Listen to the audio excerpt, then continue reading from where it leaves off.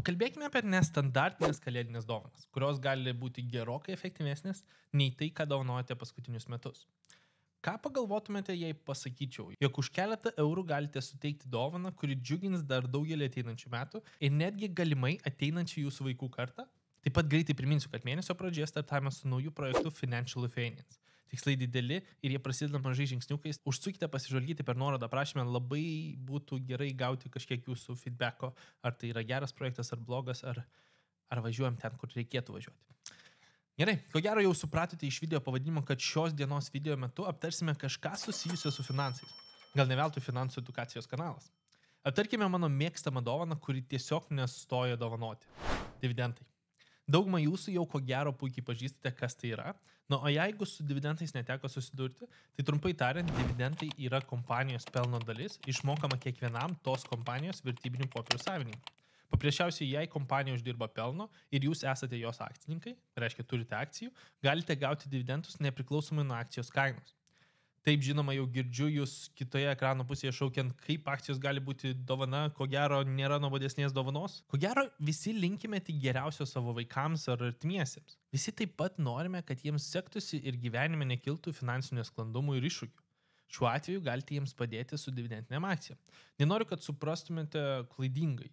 Tai tikrai neišspręs jūsų visų problemų ar visų ateities problemų. Bet tai gali būti puikus edukacinis instrumentas, kuris supažindins jūsų artimą ratą su finansais ir investavimu.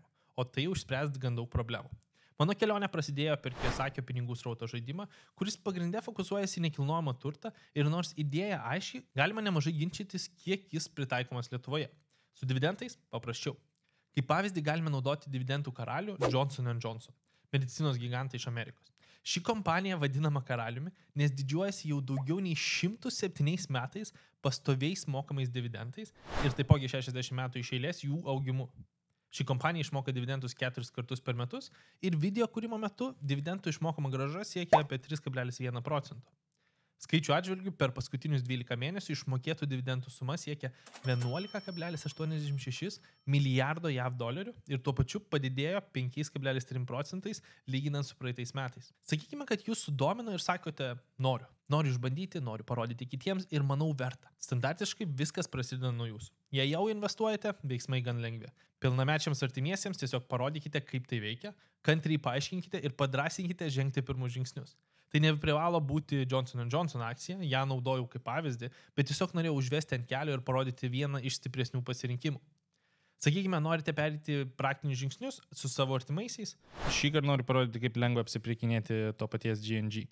Tai Johnson & Johnson didžiulė kompanija, mes tiesiog paprasčiausiai atsidarome Freedom 24 sąskaitą, jeigu jos dar neturit, aprašyme visą informaciją, kur gaunate papildomų bonusų. Įsinešat pinigus, tai ar kreditinė kortelė, ar debetinė kortelė, ar tas pats banko pavedimas.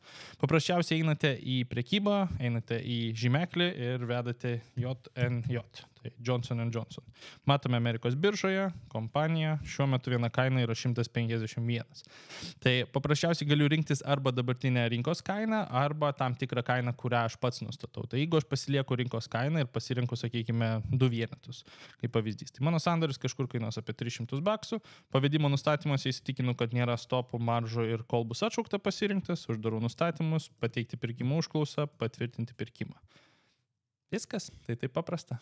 Atidarytos biržos valandomis jūsų sandoris bus patvirtintas ir tapsite akcininkais. Ko galite tikėtis?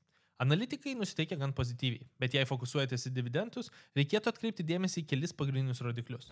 Pirmiausia, dabartinės išmokos. Už kiekvieną turimą akciją gaunate po $1.19 kas 3 mėnesius. Gal neatrodo daug, žinant, kad kompanijos akcija verta maždaug $150 šiuo metu, bet atkreipkite dėmesį į augimą.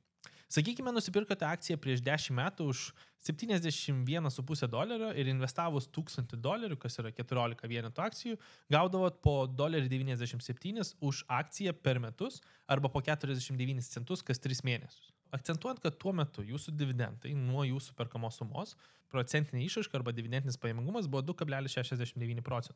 Su vis didėjančiamis išmokomis metai iš metų, nes kompanija uždirbdavo vis daugiau ir daugiau pelno, jūsų dabartinė investicija būtų verta dvigubai daugiau vien iš kapitalo prieaugio.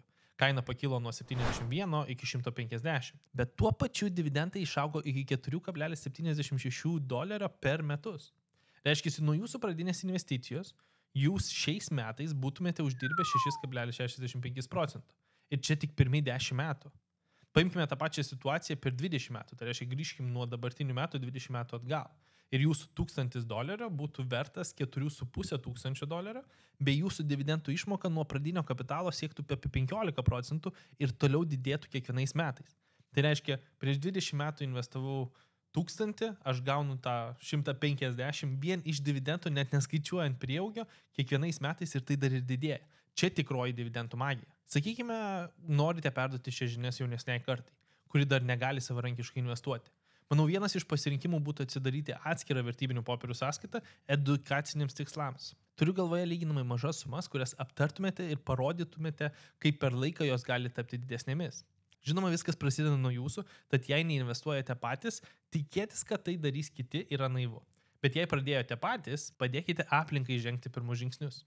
Dėl atskiros sąskaitos procesas yra ganėtinai lengvas. Užeiname į savo Freedom24 sąskaitą, einame į narių sritis, renkamės papildomą sąskaitą ir minučių reikalas atidaryti papildomą pasirinkimą.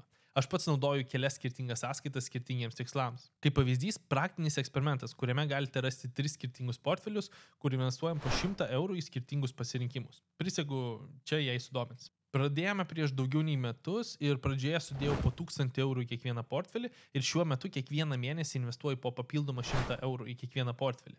Viename žinomasis S&P 500, kitame viso pasaulio fondas ir paskutinis skirtas aktyvioms akcijoms. Labai pasisekė su pirmais pasirinkimais, tai individualių akcijų portfelis džiaugiasi pirma vieta, bent jau šiuo metu, bet pažiūrėsim, kaip seksis ateityje. Tokia trumpa įžanga peržvelgti investavimo pasirinkimus kaip potencialią dovaną artimiesiems ir taip pat pasinaudoti progą priminti, kad tik edukacija ir jokie praktiniai žingsniai niekur nenuves. Laikas imtis veiksmų. Jei kažkuri dalis atrodė komplikuota ar sunki, parašykite komentaruose ir pabandysim supaprastinti. Taip pat priminsiu, kad dar daug turinio galite rasti naujame projekte Financial Lithuanians. Įsibėgėjom su edukacija ir kokybišku turiniu ir tikiuosi tai matosi. Tiek šiam kartui ir iki rytojaus.